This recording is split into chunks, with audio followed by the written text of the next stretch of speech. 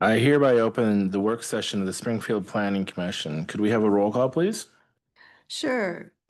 Chair Buck, Present. Commissioner Driggs, Present.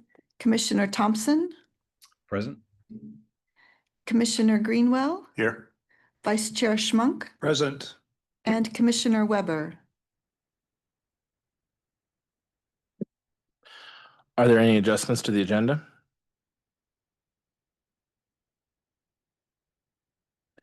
All right, hearing none.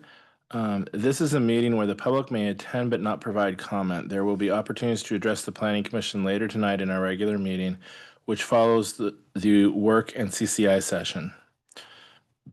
I'd like to call our first agenda item, the Housing Design Initiative Code and Plan Audit. Haley?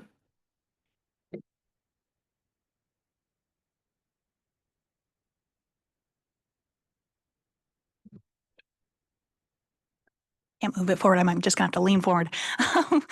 Good evening, commissioners. Haley Campbell, Senior Planner for the Housing and Design Initiative Code and Plan Update. I will be presenting kind of an introductory to the project, and then Victor Tran, who is our consultant from Cascadia Partners, will kind of fill in most of the background and the information that is in your packet tonight, and then we'll be available for questions. Victor, will you share your screen of the presentation, please?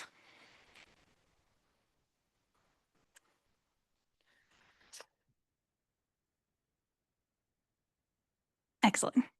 So the agenda for tonight, you're going to hear a little bit about the project background and goals, the required actions to comply with the state housing laws.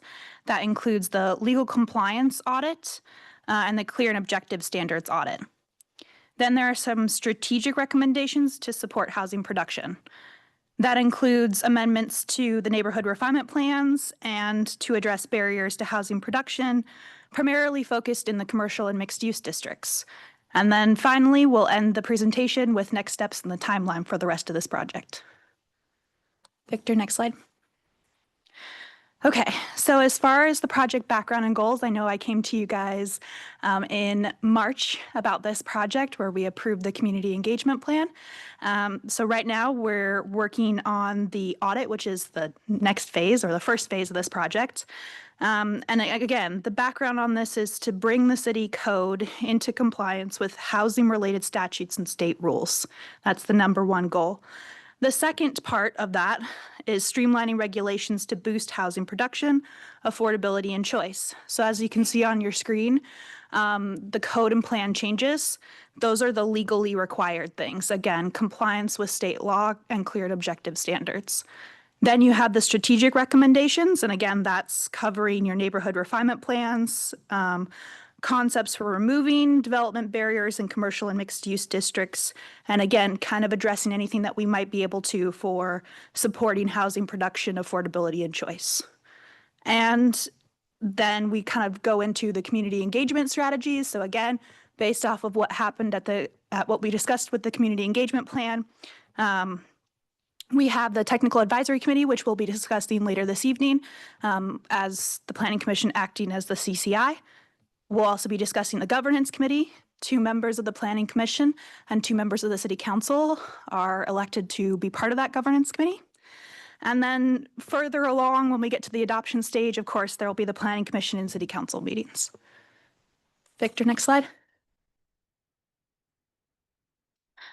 So how does this work with the climate-friendly areas? Obviously, I'm not the first planner to come to you guys with code updates.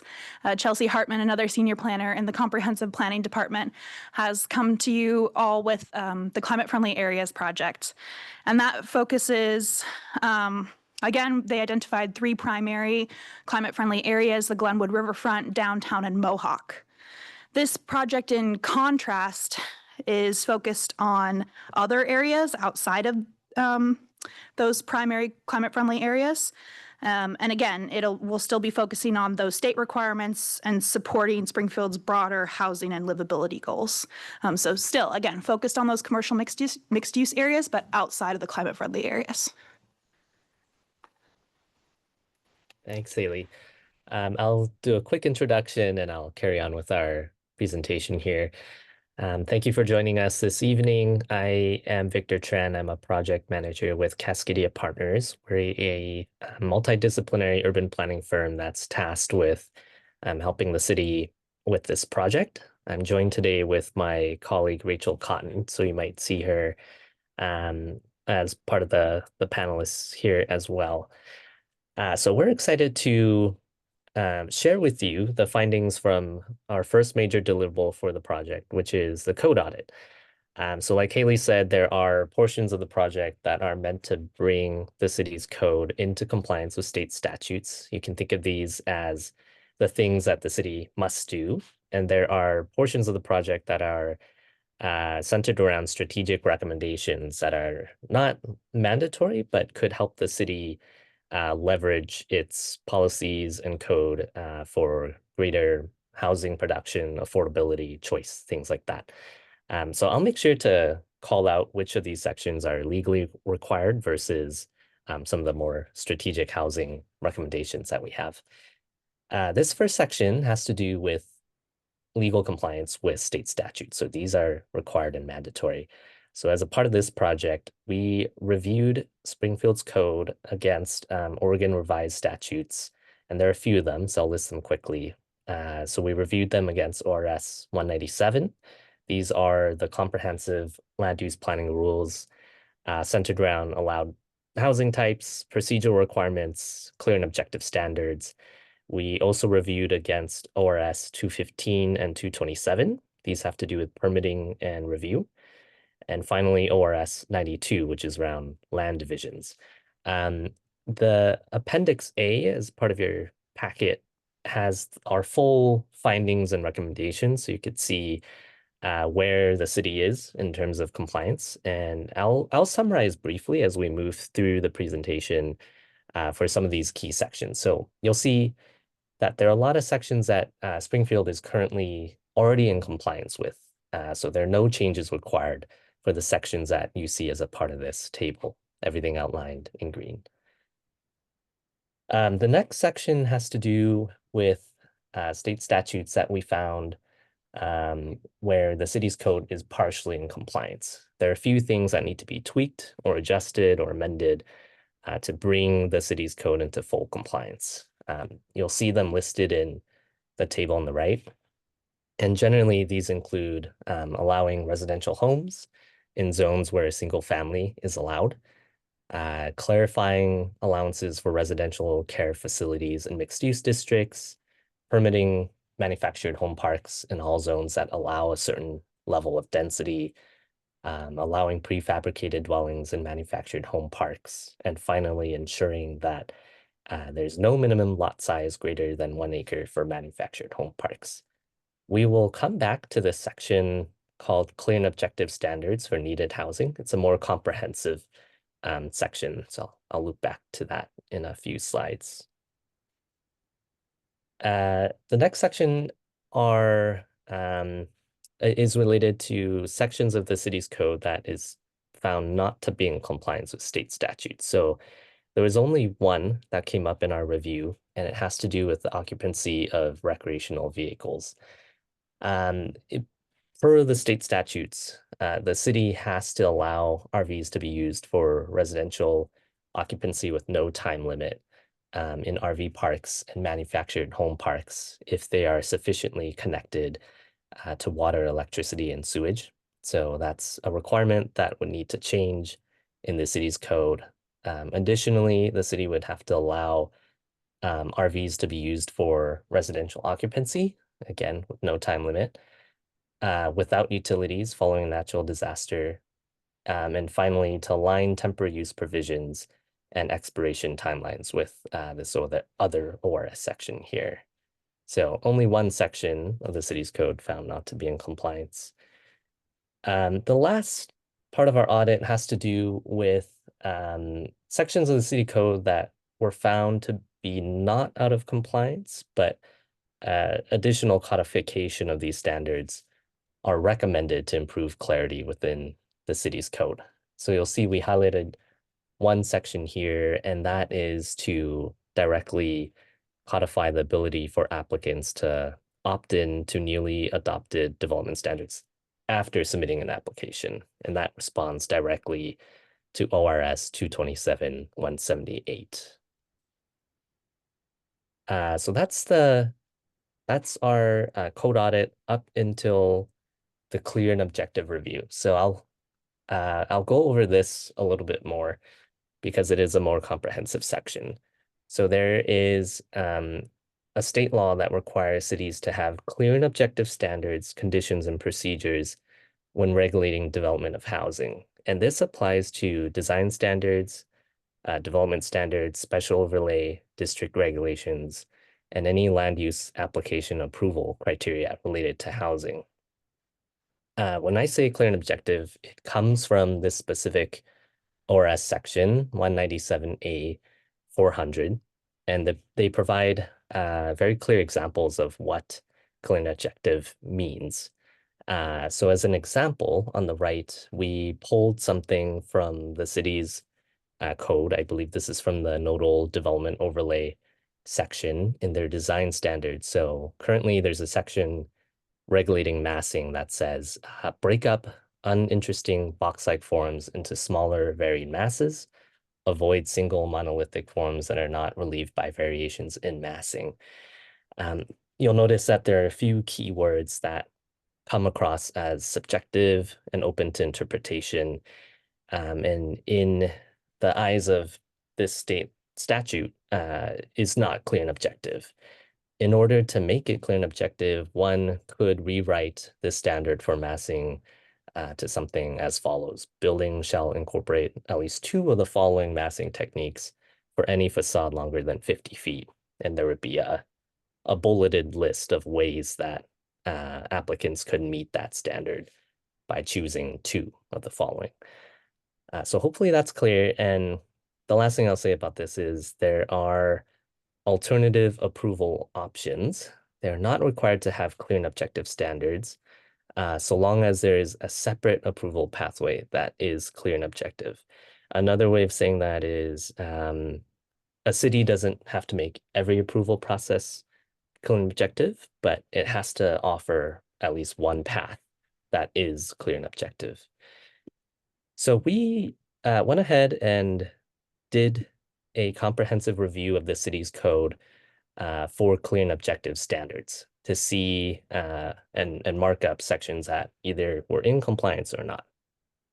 The next 3 slides touch on sections that we found that were not in compliance with clear and objective standards. So each slide is a different chapter. This one is chapter 3, which is the land use districts. And our key findings for this chapter are there were recently amended sections of the development code that meet state requirements and they don't need further refinement and they're good to go. So that's a plus, that's a good thing. However, in the mixed use zones, such as the Glenwood Riverfront Mixed Use Plan District and a few other mixed use zones, we found instances of discretionary language that would need to be amended to be clear and objective. An example would be the one that I showed in the previous slide, this one around massing. Finally, there are overlay districts such as the Willamette Greenway, floodplain, hillside development overlays that also have instances of vague or subjective language. So updates would need to be implemented in order to make these sections clear and objective. Chapter 4 is touches on development standards. In our review of this chapter, we've similarly found instances where there were discretionary language used in the chapter. So things like to the maximum extent practicable, substantial adverse impact, or they defer decisions to staff judgment. So those are things that we need to change in order to make them clear and objective. And there were some other areas that lacked objective measures. So this has to do with terms like adequate, minimum necessary, safe and efficient.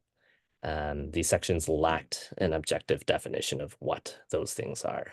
So we included those as a part of our findings. And finally, chapter 5, development review process and application.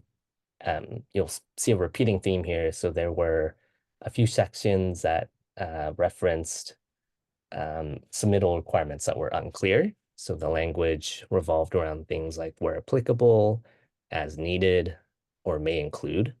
That makes it, that makes it difficult to determine what exactly applicants would need for the applications.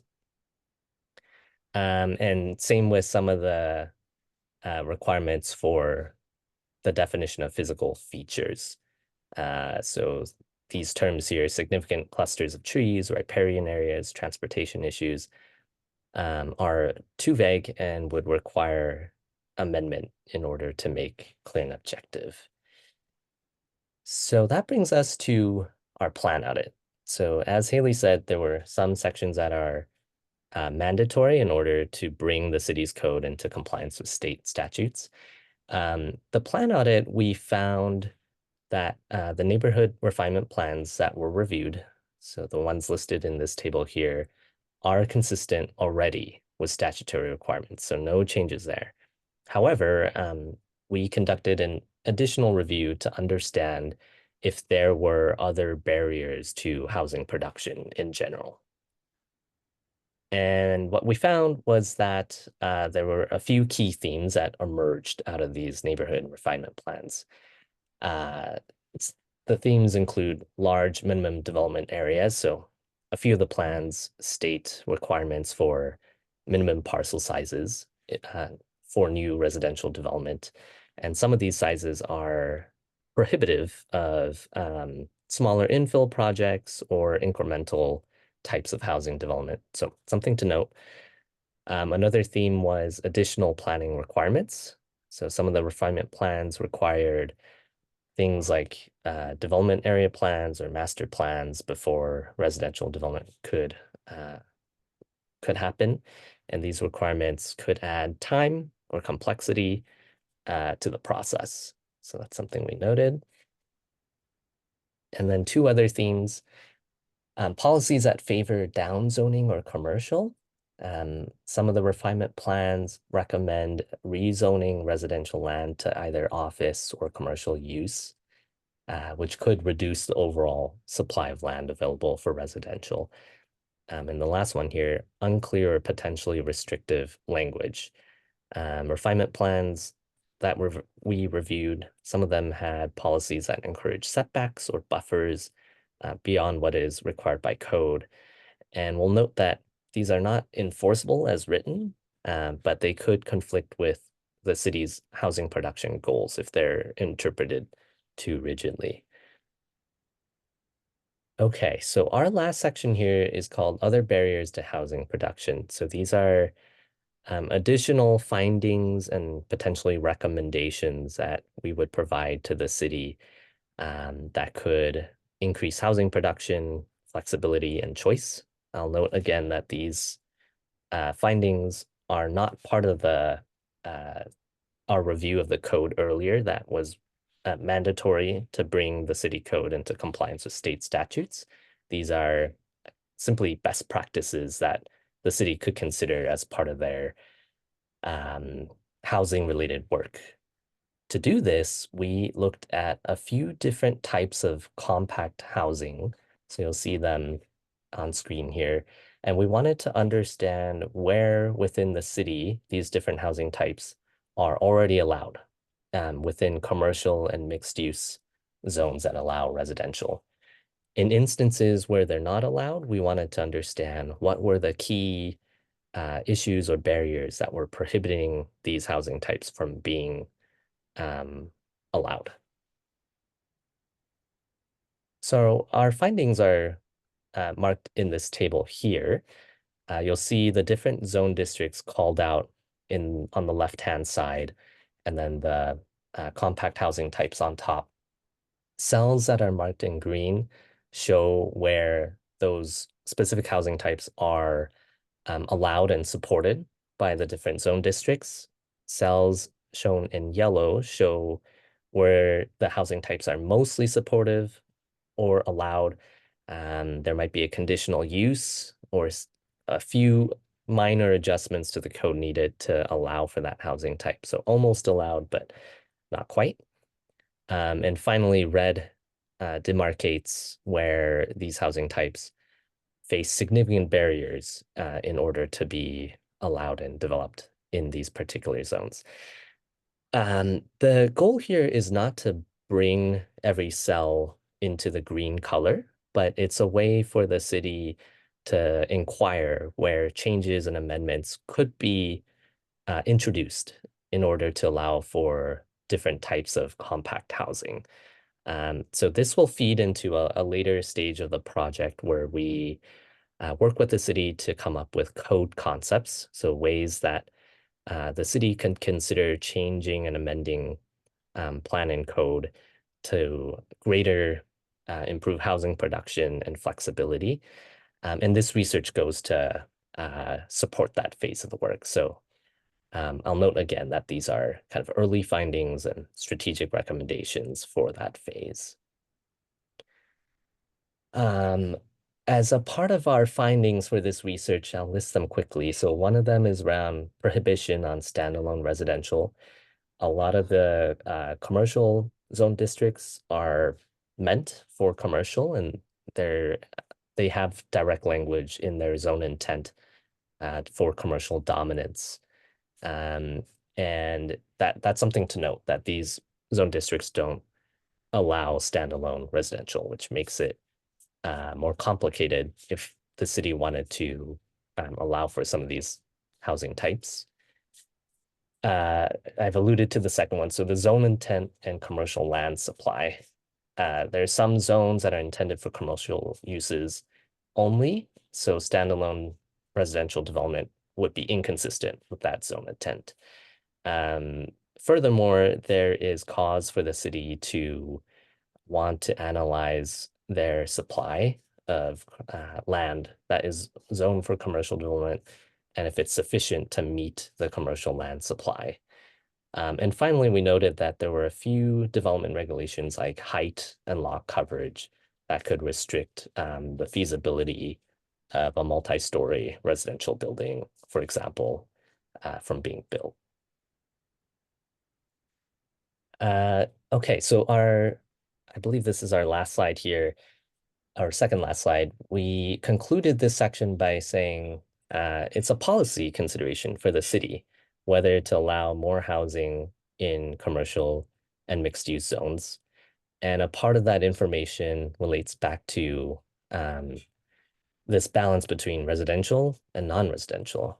We have a graph here on screen that shows retail lease rates and retail vacancy over time. You'll see that both tend to go up and down, but for the last 15 years or so, lease rates have not increased very much, and vacancies have fluctuated but remain quite high. And it's a consideration to say requiring ground floor commercial is tricky. It could increase costs and potentially reduce project feasibility. This is due to typically higher construction costs needed to allow for that commercial ground floor use, in addition to the weaker market demand as shown by the graph here. So vacancies remain high, lease rates have not increased. With that, I'll turn it back to Haley to go over our project timeline and schedule, and we'll be happy to answer any questions you might have. Thank you, Victor. Excellent. So on the screen, this is kind of the last slide tonight about the project timeline. So as you can see, the gray dashed line that goes down in May, that's where we're at right now. This is the code and plan audit. We hope to finalize it tonight. We will also be taking this audit to City Council next week, Tuesday, to get their input. So after we have any input from the Planning Commission tonight and then City Council, we'll finalize the audit. After that, the next stages are the code and plan concepts. That should last until September. Within that, we'll have our first round of engagement. That the graphic's a little off, but that will happen from July to August. Also within that code and plan concepts phase, council goes on break over the summer. So that would be around the time that we would probably host a governance committee check-in ad hoc meeting. So we'll talk about that as part of the CCI, but 2 members of the planning commission would probably attend that meeting. So be thinking about in your brain if you want to be a part of that ad hoc governance committee and if you're available this summer to attend one of those meetings. And then this fall, we'll be finalizing the project, basically. We'll be drafting those code and plan amendments, hopefully to finish it by the end of the year. Again, that engagement timeline is subject to change. I think it's about October to November, first part of November. And then again, we'll have an adoption package ready, hopefully, subject to change by the end of this year, December, and we'll be taking it through the adoption process next year. This stuff can happen a little fast. We're hoping that the package will be ready, but I can't imagine that we'll be adopting any sooner than June of next year, just because you guys know how quickly these adoption packages need to happen. So anyway, as far as the questions for tonight, your agenda item summary, there were 3 questions for discussion, and they are the differences between the required actions and strategic recommendations clear to the Planning Commission? Is the definition of clear and objective sufficient? What about how the clear and objective standards are written? And then are there any suggestions or feedback for the code and plan concepts phase? Again, the next phase on the screen. And again, I pointed out that there was 1 round of community engagement that'll be happening from July to August. So if you guys have any suggestions for how we can do that, I'm all ears. So yeah, I'll be here to answer questions, and Victor will also be here to help answer questions.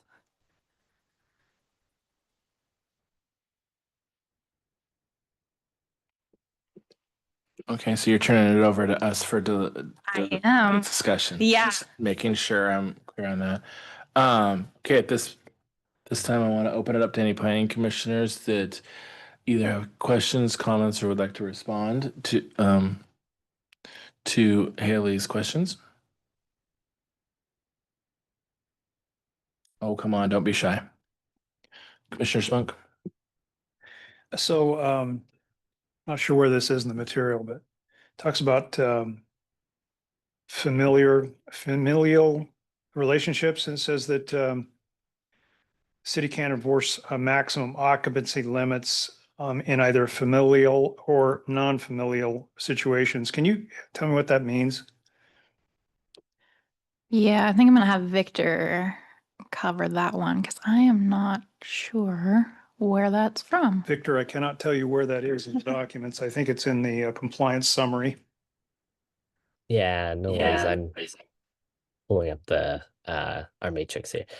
So that has to do with ORS 9112, and that section, that ORS section states that the city cannot enforce a maximum occupancy limit for any residential dwelling unit if the restriction is based on familial or non-familial relationships among occupants.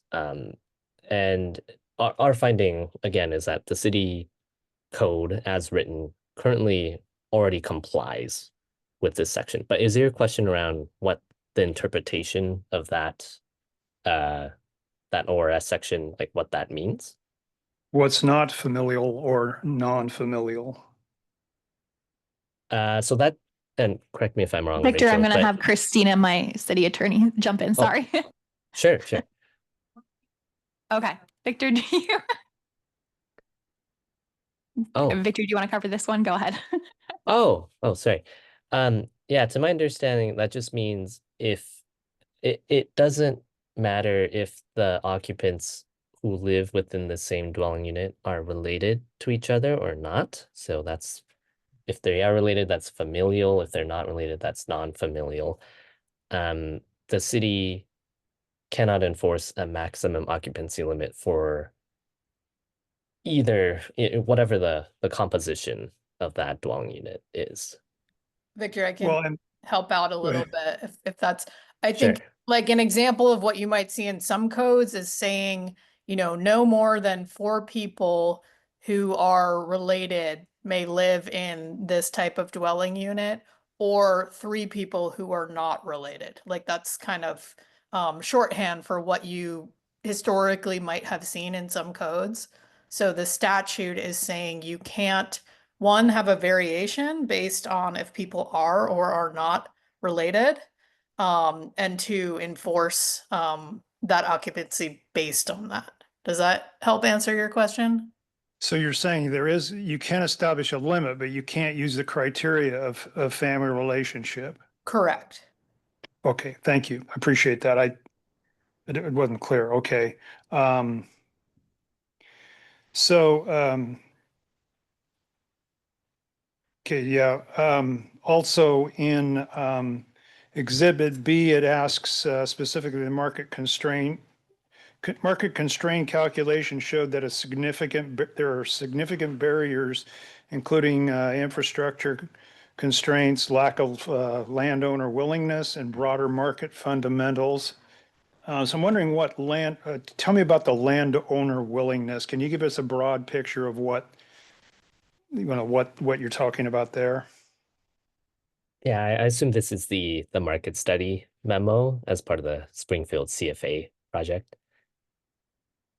Yeah, I One suppose. second, okay, I don't have it in front of me, but from my my memory of that study, the willingness, so that portion has to do with land aggregation. If there are disparate landowners across an area, and let's say the city wants to develop and have an area be developed for future housing, it's more complex due to the fact that there are varying levels of landowner interest and motivation. Some landowners might be highly motivated to go ahead and develop something or submit an application. Some might not want any change at all.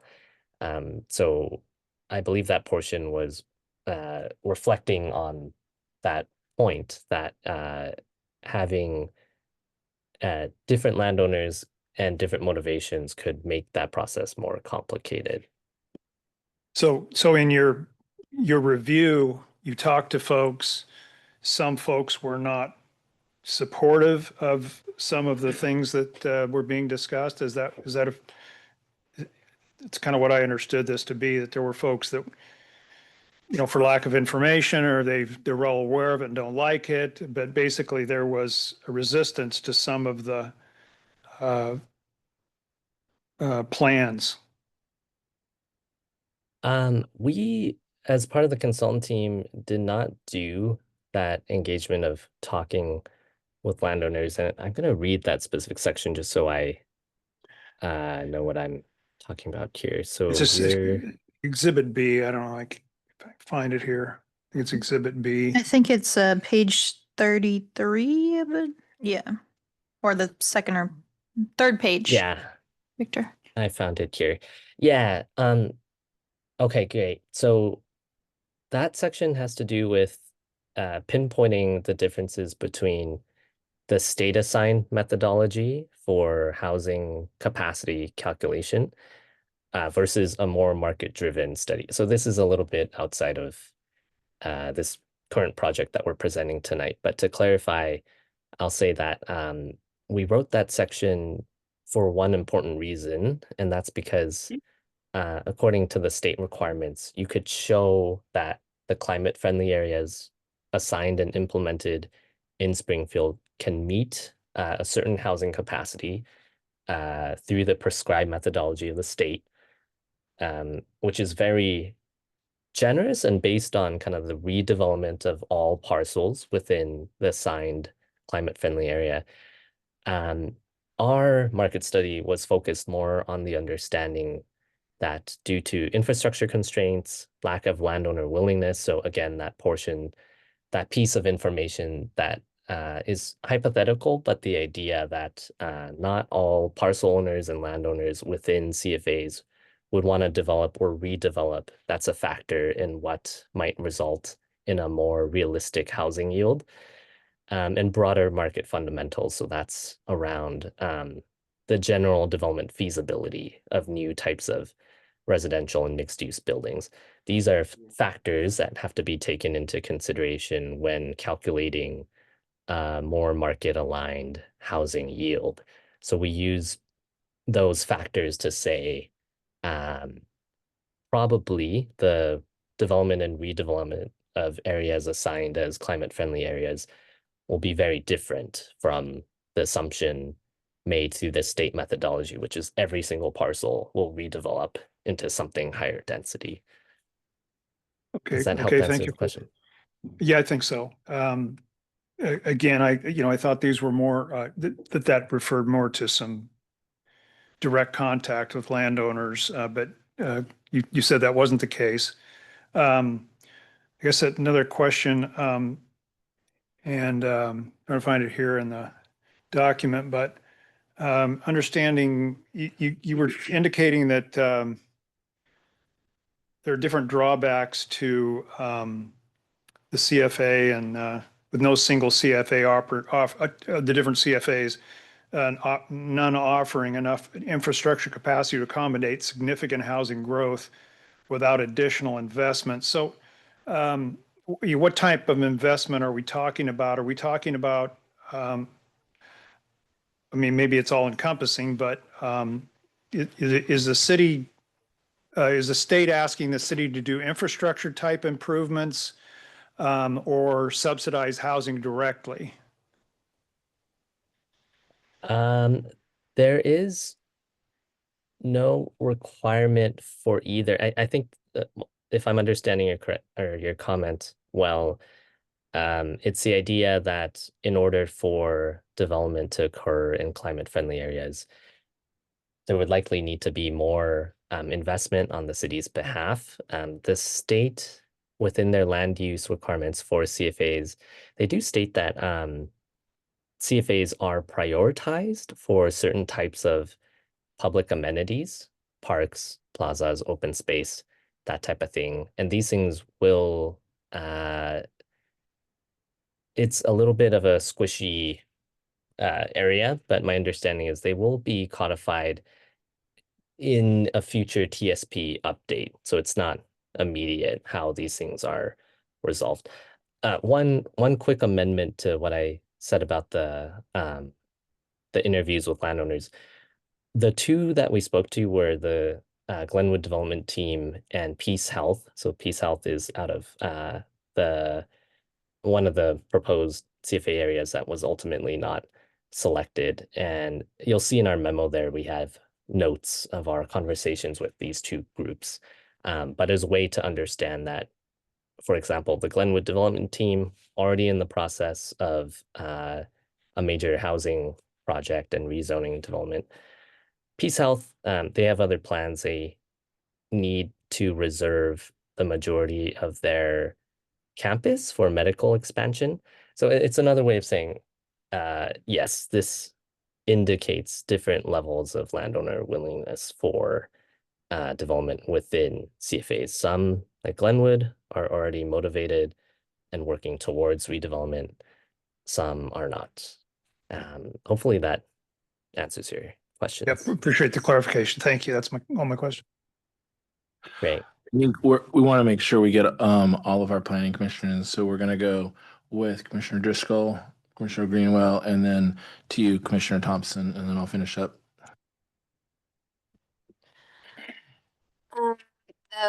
For the first question, are there differences between the required actions and strategic recommendations? If they're clear, I think they're pretty clear what's required and what is a recommendation. Question 2 on the definition of clear and objective. Can you go back to that one? Because I think I might have like skimmed over that.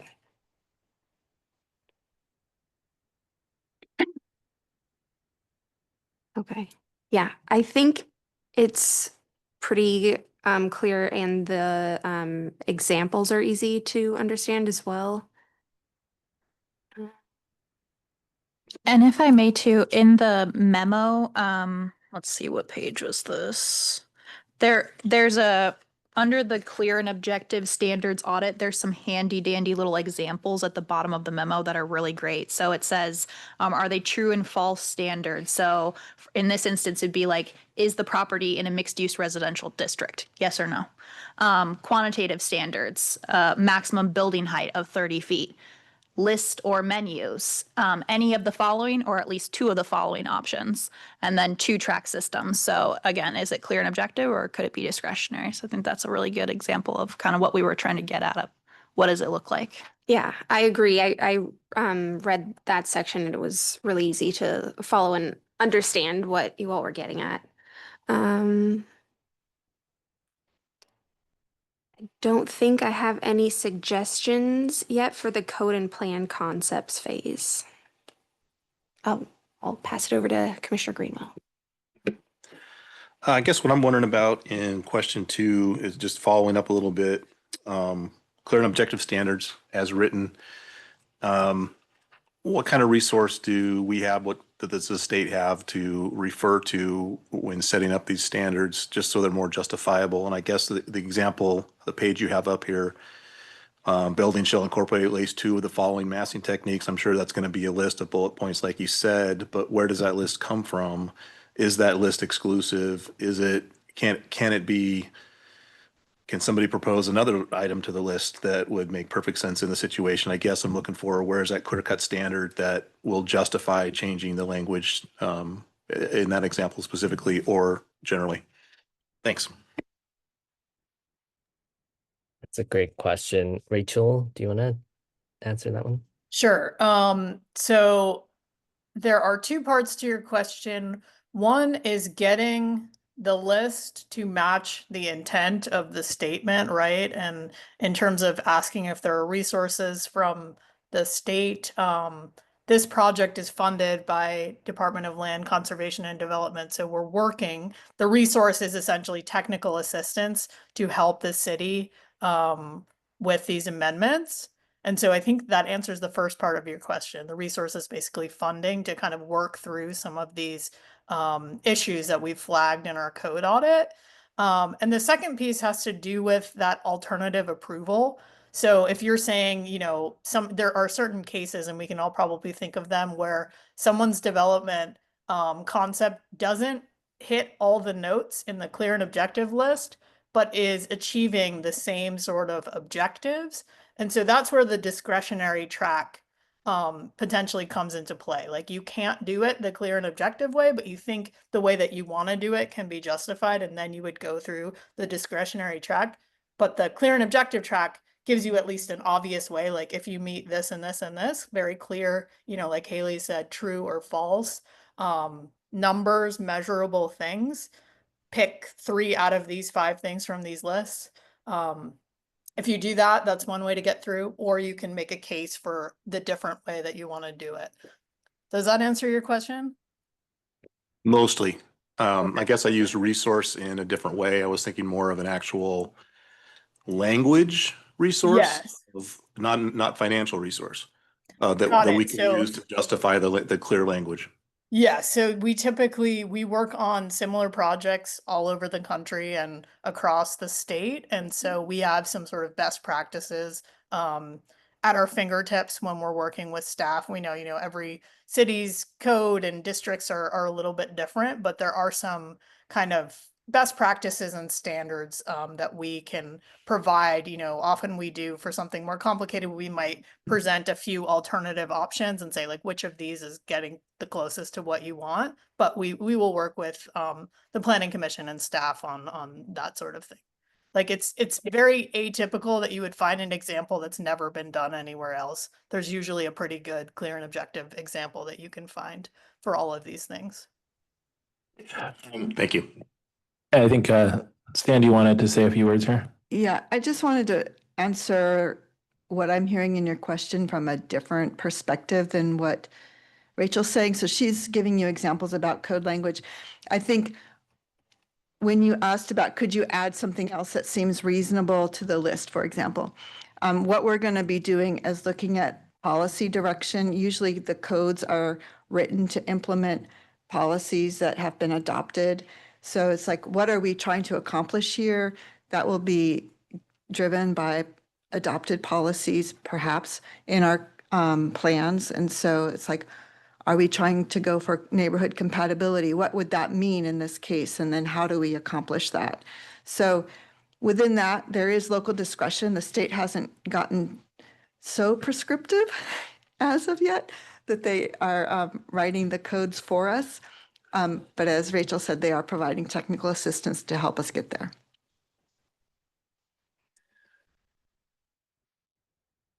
Commissioner Thompson, would you like to comment here? I would. Thank you, Chair. Thank you, Victor, for the great presentation. Very well done. I think the other commissioners have really well hashed out questions 1 and 2. Specifically to number 1, I will say I think the delineation between required actions and strategic recommendations was really well done, because that was a question I would have as a member of the public. Kind of honing in on, I guess, question number 3, and I noted that this includes a round of community engagement. I really liked slide 20 in particular, and how you break down retail vacancy versus retail lease rates, and how basically retail lease rates is pretty flat versus vacancy is up. And so in my mind, as a person who would be attending this from the public, I'd be going, well, what is the city maybe going to do to adjust this? I loved how you explained that and then provided visuals for possibilities. I think if you help the public understand how that relationship, specifically in the data, it represents. So a question I would have as a member of the public is, well, if a barrier to this whole objective is that requiring a component of commercial development to a mixed use space is possibly a detriment, it makes things more expensive. In my mind, I'd be like, well, then is the city going to basically decrease commercial and increase, basically take that out as a requirement to then maybe incentivize more affordable housing development, if that's really what we're looking for. So anyways, what I was trying to emphasize is in the community engagement portion, just visuals. I love visuals, and explaining what the data means would be really, really helpful for folks in the public. Thank you. Excellent, thank you. I concur with the other commissioners. I think that on question 1, it is clear. I think it's helpful to how you illustrated that. So I thought that was really well done. I think that on question 2 is clear and objective. I also agree that that's fairly clear. I think your examples really help. I do think that it's important to note, as you have, that there only has to be one clear and objective. There can be alternative solutions. So maybe there's 5 options. Only one of them has to be clear and objective. And just making sure that remains kind of clear. Like, hey, we have to have one that's clear and objective, but there can be alternatives to that. I think that's very helpful. And then when I think about this from question 3, from the stance of the public, I think most people, I think it's fair to say, have heard the state is really interested in us developing housing inventory. And as Mr. Tran commented, that the state would love to see every parcel high density, right? I mean, that we kind of feel like that's the message we're getting. I think the visuals help with kind of showing the differences. And the only thing that might be of note is what mechanisms you guys are using to find that balance, because we know that there's balance between residential, mixed use, and commercial, and all 3 are important, and there has to be a balance there. And so what does that look like? Because as we start doing more mixed use and/or higher density residential, those kinds of things, as we start incorporating those, that makes the city look different. And it's very hard for people, I think, to read or see a diagram and then sit and then correlate that to, but Main Street's going to look different, or the block that I walk my dog is not going to look different. And so I think that trying to help them understand the metrics that you use, and just kind of putting out there that that's going to make this look that's going to change the look of this, because this is what it is now and this is where we're going. I don't think that that's always easy for everybody to visualize. And we get the benefit of sitting here and listening to great presentations like this. Not everybody does. I mean, before I was on the Planning Commission, if you asked me what's the definition of high density residential, I'd take an educated guess, but I didn't really know. And I think a lot of people are in that boat. So those are my comments. I think it's really well done. On all fronts. So thank you. We appreciate that. A quick response. As mentioned, in the code concepts phase of the project is where we can entertain and analyze some of these policy trade-offs. Totally understood on the balance between residential and non-residential, and how that can be a changing target over time. And that's something we want to explore more with the city's assistance in terms of what could be realistic as a part of this round of updates. So appreciate your comments on that, and it's something we'll keep in mind.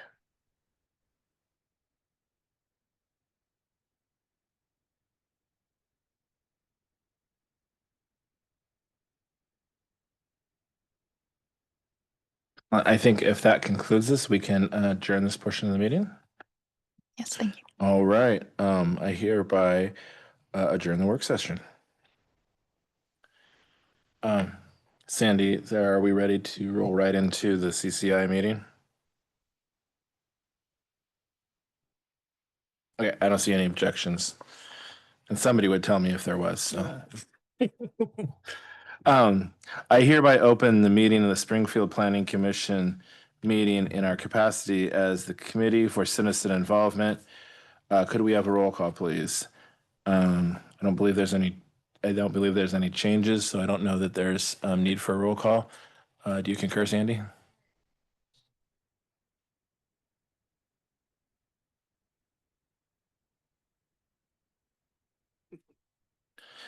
Okay. Sandy, you want to put your mic on and repeat that for the rest? Sorry, thank you for the reminder for the bike. So I did check attendance. Commissioner Weber has not yet joined us, so we'll mark him as continued absent for this meeting, but he may be able to join us by the end. Thank you. Are there any adjustments to the agenda? All right, hearing none. The Housing Design Initiative Technical Advisory Committee. Haley, back to you. Great. This one should hopefully be a little less technical and a little bit more fun. So tonight, for the Committee for Citizen Involvement, we have 2 points for discussion. That is the appointment of the applicants in Attachment 1. There were 17 applicants for the Technical Advisory Committee.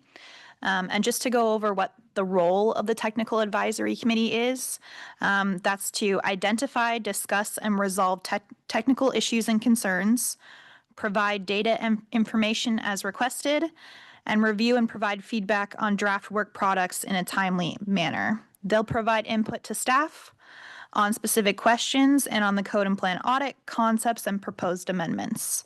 But may not formally vote or provide a recommendation to the Planning Commission or City Council. Again, they're advising me, and then I may turn around and, provide the Planning Commission or Council with that information, but it's not a voting role necessarily. So in Attachment 1, there's a brief summary at the beginning of that, and that's with the applicant information and responses. So I just wanted to point out just kind of the summary of what kind of applicants you're getting and for review. So overall, we had 5 Springfield residents. That includes people who live within the city and in the urban growth boundary. There were 4 property owners and 2 renters for the Springfield city limits or, city area. 4 business owners, 16 who conducted work in Springfield. So that could, maybe they submit applications to the city. They could be an architect, engineer, planner. They could just work in the city limits, things like that.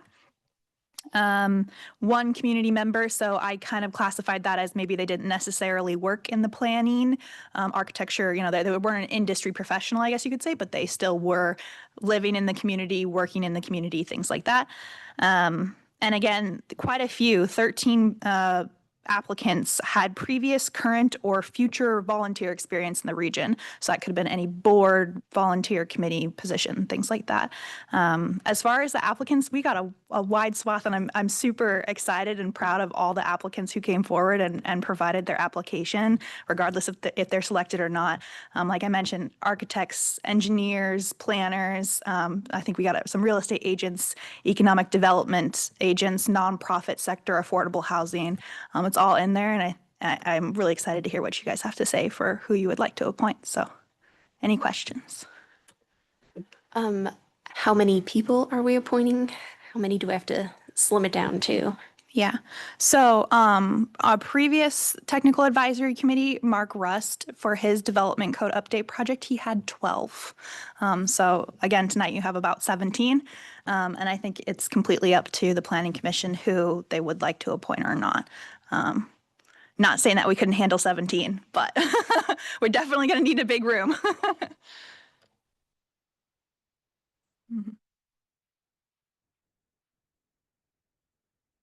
Commissioner Swink?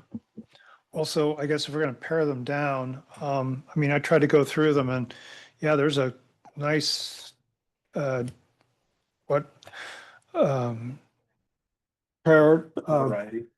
thank you, of folks. And so I guess I'm wondering what will be the criteria to filter these folks? I mean, I guess I would need help with that, maybe the commissioners, but I just didn't see anybody that looked like they duplicated or had some disqualifying thing. So thank you. I'll just kind of chime in there. One worry that I have is sometimes perception is a challenge to overcome. And I think there could be a perception when you have other city staff or planning commissioners and those kind of folks in this role and then in another role. Typically speaking, we don't have somebody on, say, planning commission and budget committee. Those are generally mutually exclusive. And so while there's not any technical rule that would disqualify them, I would have concerns about that unless it was a seat reserved specifically for, planning commission. We're specifically involving somebody from planning commission. We're specifically involving this, and it's a seat reserved for that, or council, like with the governance committee. So that would be my only hesitation, because I have, a ton of respect for all of the commissioners. I think you all are great people and do a great job. And I commend Commissioner Greenwell's desire to jump in there. I just would worry about, would perception become a problem? And so it's a question on the table. I don't know. I'm not saying it would. I'm not saying it wouldn't. It comes to mind. So I wanted to put that on the table. I do think that I noticed that there's also a Springfield City employee that applied to, and yeah, that might come across as a perceived conflict of interest. Yeah. And just to be clear, I think what, Commissioner Driggs, sorry, thank you. I'm with you. I know who you are. I promise.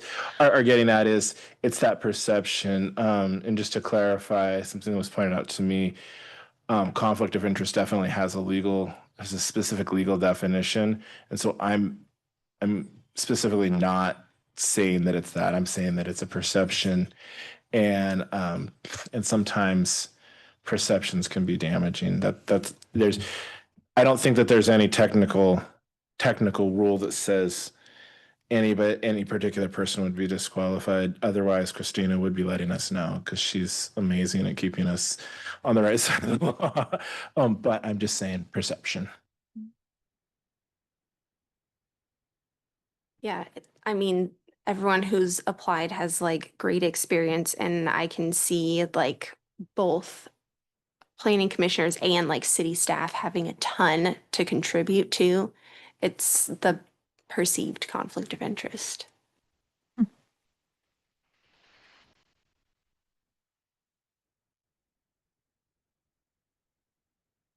Um,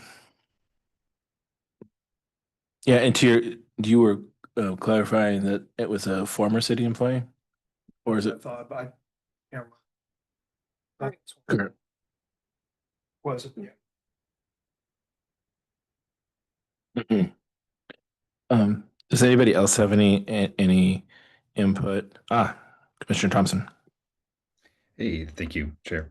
I thought I'd just maybe throw this out there. I don't have a recommended cap at this time until we maybe provide until we maybe have further deliberation. I will say, just as an observation of watching other boards or commissions, specifically with elected folks, the groups that have really high numbers, I guess one thing I've noticed is difficult for them at sometimes to achieve consensus because there are so many differing opinions, and that's not a bad thing. I think representation for all walks of life, ethnicities, occupations is very well merited. But I guess I would just caution us, if we do approve a number over 10, 12, all 17, they may have difficulty in upcoming deliberations unless we maybe narrow the field and the focus.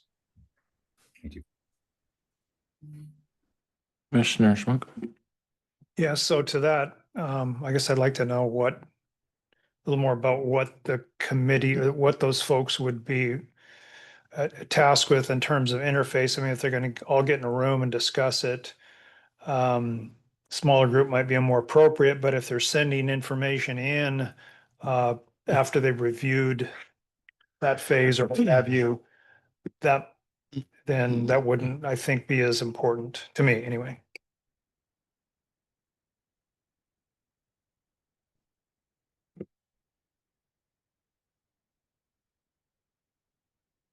So what you're needing from us tonight, or what the goal here would be for us to approve some names for you so you could move forward. So, I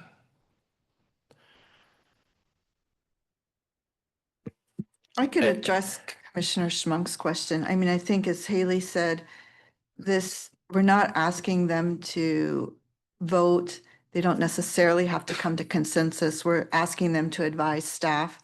I think Haley has talked about hybrid meetings, at least internally.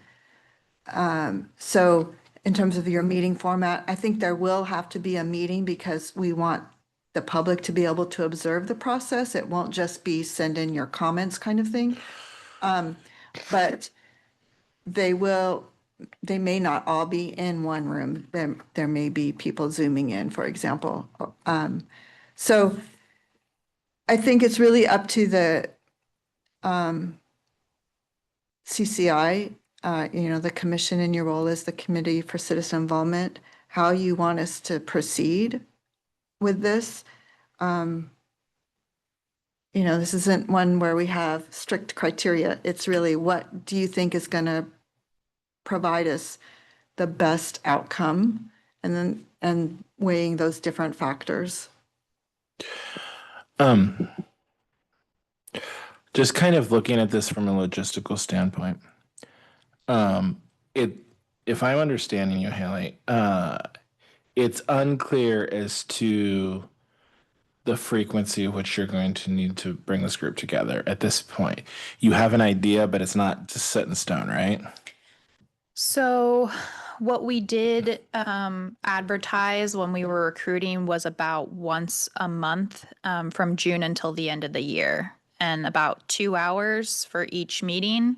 So it was kind of, we did have an idea about how frequently we would meet and how long the meetings would be, but we didn't have clear direction on when we would be meeting or the format we'd be meeting at. So it could have been, like Sandy mentioned, it could have been over Zoom. It could be all in a room. If I have 17 people, I kind of need a big room. Or it could be, you know, some applicants could say, I can't meet during the day, but I can meet during the evening. So that would, you know, I'm looking to them to give me direction on the best format and times, you know, meeting conditions work for them. That answers what I was getting at. I wonder, and I'd entertain a motion on this if somebody agrees with me. I wonder if maybe one way of doing this would be to appoint the 15 without Charles Clark and Pat Greenwell, with the idea that it's likely that a month or two into it, you're not going to have 15 because schedules and those kind of things. And maybe if you have this, if I have 15 going into it, I'm probably going to lose 4 or 5, and I'm going to have 10 out of that. And then my thought on it is, if you see a value to involving a planning commissioner, maybe just name that as like specifically identifying, hey, we'd like to and hold a seat for a commissioner, and just make that abundantly clear that that's what you're looking for, just like the governance committee. I think that would alleviate the perception, because I think that Commissioner Greenwell would add a lot to your advisory committee. I just don't want somebody to say, wait a second. That's my only thing. And it really comes from wanting to protect not only the planning department, but Commissioner Greenwell. So I guess that would be my suggestion, is to just make it clear, like, hey, we are leaving a seat open specifically for a planning commissioner. And maybe there'll be time in the future where it's not filled. Maybe nobody is able to do that, but that seat's open like any of the other committees that we're part of. That's just a suggestion, and you could even potentially do the same thing with council, giving them a seat, an optional seat, whether they choose to use it or not. But it's clearly identified that, hey, we are leaving this open for that role. I don't know how other people feel about that on the commission, but I'd love to hear some discussion on it.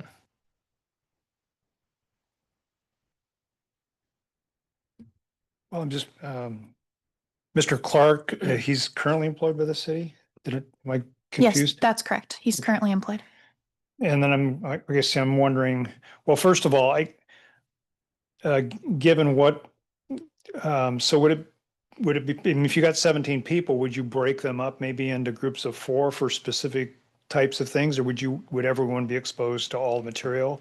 Yes, so everyone would be exposed to all the material, but I think maybe the format, like you said, breaking them up into groups could be a good option. Like it could be hey, we're going to pose a question to you. You guys have 5 to 10 minutes to discuss it as in individual groups, and then we'll all come back together and have, somebody speak. Some strategy to manage 17 people. Yeah, exactly. I did think one of the applicants actually mentioned attending some of City of Eugene's hosted working group conversations. They mentioned that they were roundtable discussions and that they were more advisory in nature.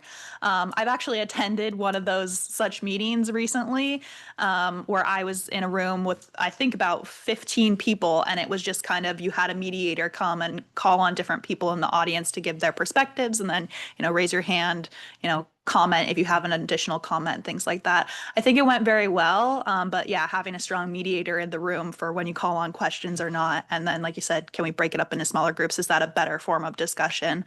I think that is something we could absolutely talk about. And we do have to generate some bylaws for the technical advisory committee.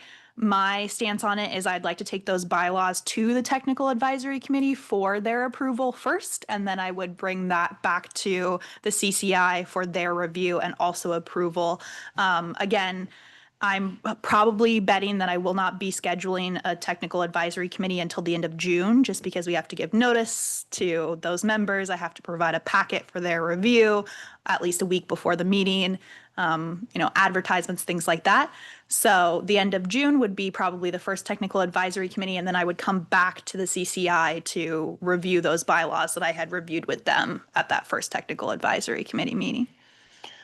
Thank you. So I'm struggling with, I guess, excluding someone. These people have volunteered and asked to be involved, and I'm not sure what criteria I'd use to eliminate them. I guess the only thing I would be looking for, if you say, 17 is unmanageable, and so then I think we should, we would look at some filter. Yeah, thank you.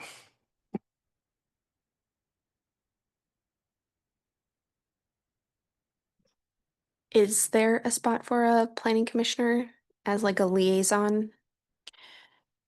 I mean, yes, I do think that it's an interesting question. So, one thing that we did have, now that it's brought up, is our citizen involvement program. This is a 1990 program, but there is language in here about a planning advisory committee program, which is basically what we're creating here.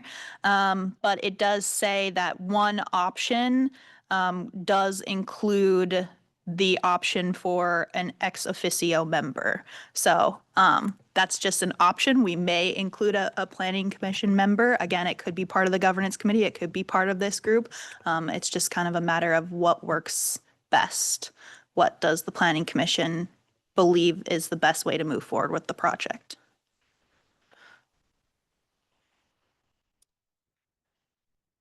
Yeah, I think at this point I'd entertain a motion. Okay, well, I'm going to make this motion. I have no problem with including Mr. Clark and Mr. Greenwell. So I'm going to make a motion that we appoint 17 members as listed in the all 17 of the applicants for the Technical Advisory Committee.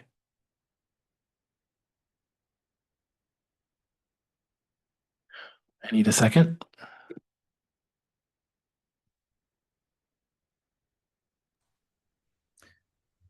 I'll second. Thank you. Motion's been seconded. It's open for discussion. Is there any further discussion on this?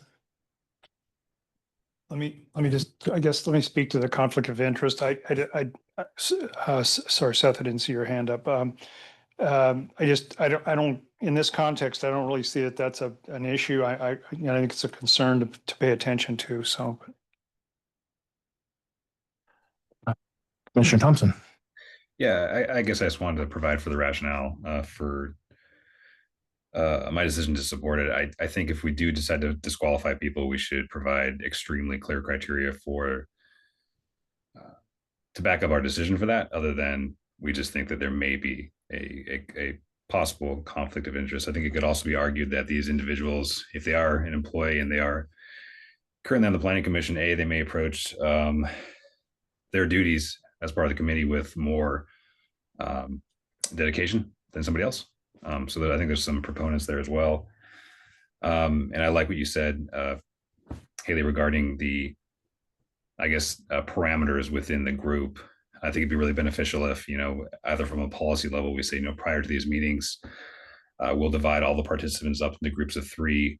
The group of 3 will appoint a speaker, and then the 3 will basically discuss whatever talking points have been directed at them. One of the things I've observed being on more populated boards is that, I feel like a smaller voice and I'm less likely to provide an opinion if it's a big room full of people versus if I have a chance to deliberate one-on-one or one-on-two with somebody else. There's an increased opportunity for me and a likelihood that I will provide constructive feedback. So I just wanted to provide my rationale for supporting this. Thank you. Thank you, Commissioner Thompson. Yeah, I definitely appreciate, the perspective that you're bringing here. And I think for me, I brought the concern I put it on the table for discussion. And I think that we did have a discussion about it. And probably that meets the bar for me, that it was addressed. And if I'm the only one that is seeing this, and we as a commission feel we can move forward with this, then I'm certainly going to support that. I feel like it's our job to kind of put these questions on the table. And I appreciate the responses from you and Commissioner Schmuck. So with that, is there any further discussion?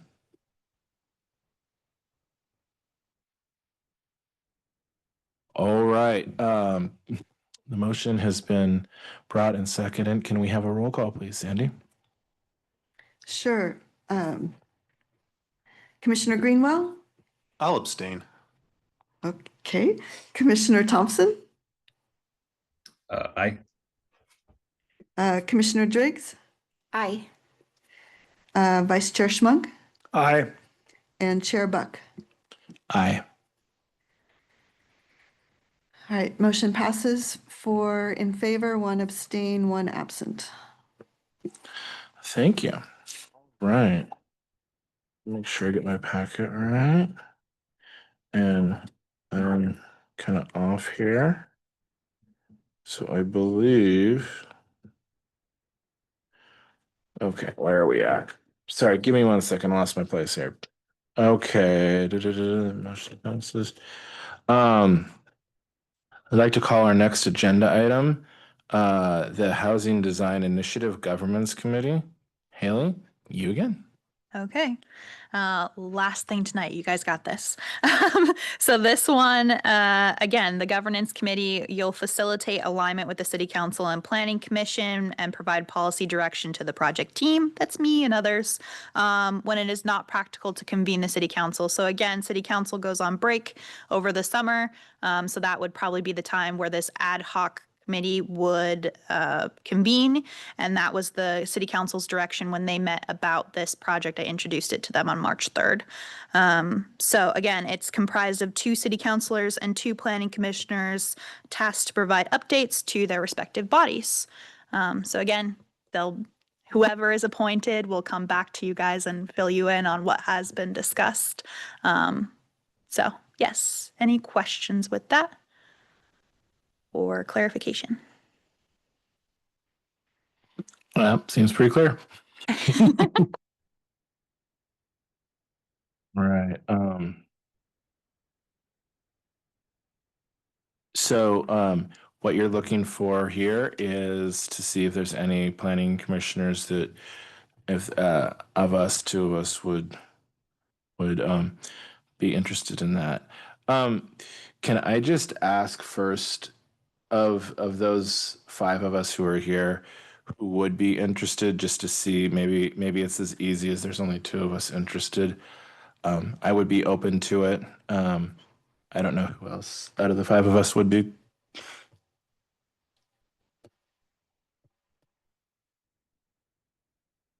All right then.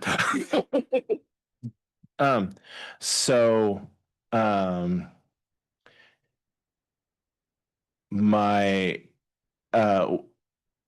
so it sounds to me like what I'm hearing is that's a commitment. The other 4 commissioners that are here are probably not ready to do. I can be flexible during the summer. Maybe we can ask Commissioner Weber in a future date and see if he would be the second. But before we get to motions, Commissioner Driggs.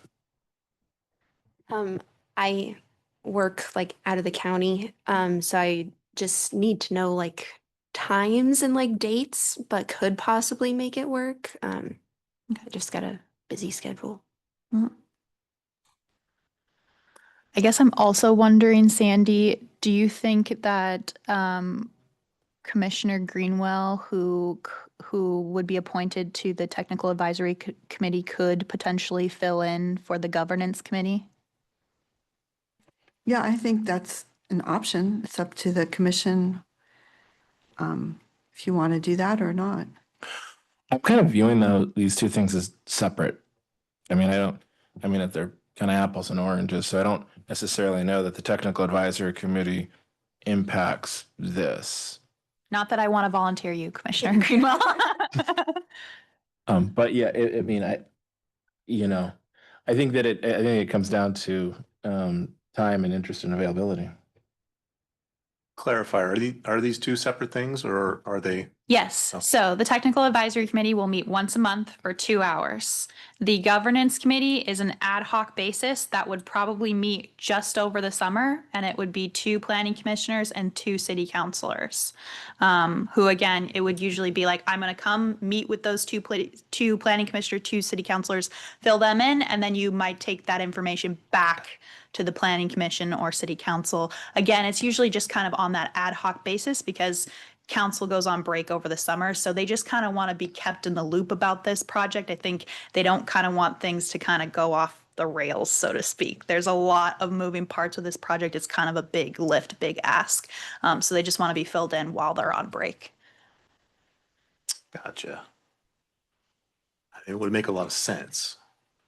I was already at those meetings to then meet with you after. I mean, if no one else wants it, I'm happy on the CDAC as well, but another couple hours, I can do that.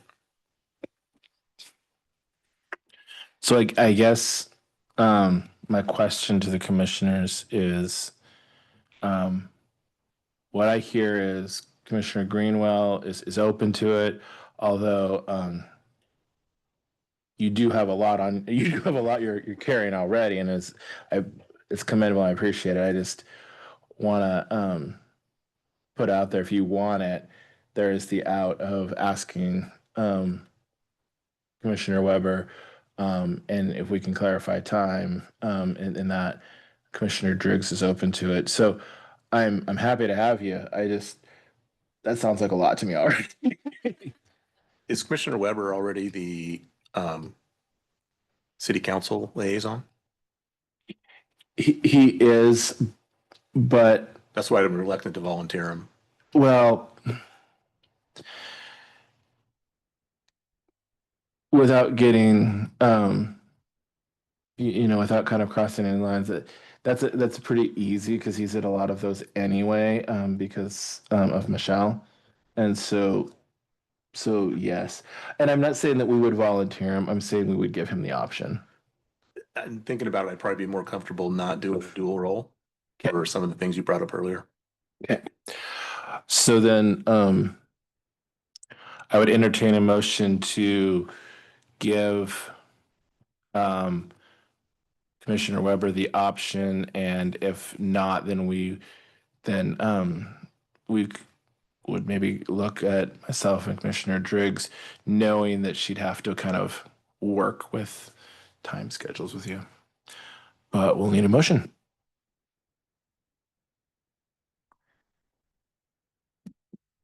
Actually, if you're gonna wait to make the decision, we don't need a motion. If you're gonna I'm thinking it's sounding like you're wanting to check in with Commissioner Weber maybe.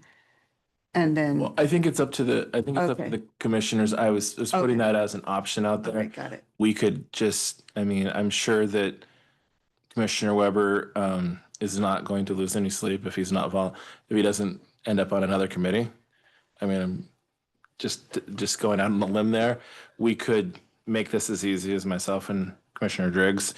But I need a motion. So moved. I just did. Sort of. All right. Second the motion. I'll second. Thank you, Commissioner Hobson. We've discussed this. Can we have a roll call to clarifying that we're moving to appoint myself and Commissioner Driggs to the Governance Committee?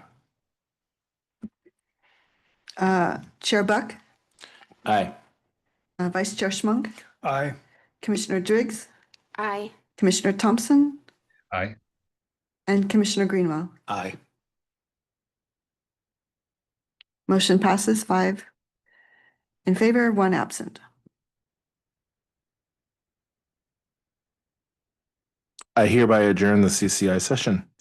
The regular meeting, I hereby open the regular meeting of the Springfield Climate Commission. There does not appear to be any change in attendance. Sandy, can you, okay, she's shaking her head, so that's a confirmation. Could we do not need the roll call. So any adjustments to the agenda?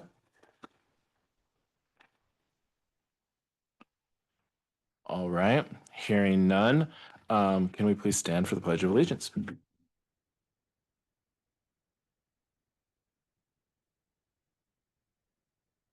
allegiance to the flag of the United States of America and to the republic for which it stands, one nation, under God, indivisible, with liberty and justice for all.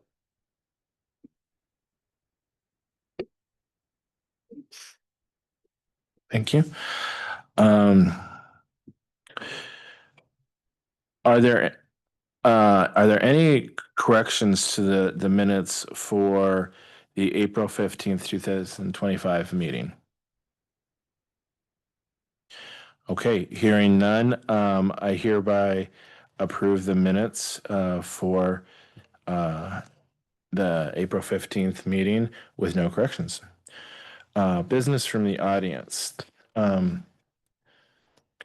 Chair Buck, we have a member of the community in the audience. Thank you. Do we have anybody online? Okay. We will now take business from the audience. This is the time in our agenda for the public to provide testimony on any topic relevant to the Planning Commission, not otherwise on our agenda tonight. And then if there's anyone online or in the audience, if you would like to speak, please use the raised hand feature or fill out a card, request to speak, and give it to the Planning Commission Assistant, Sarah.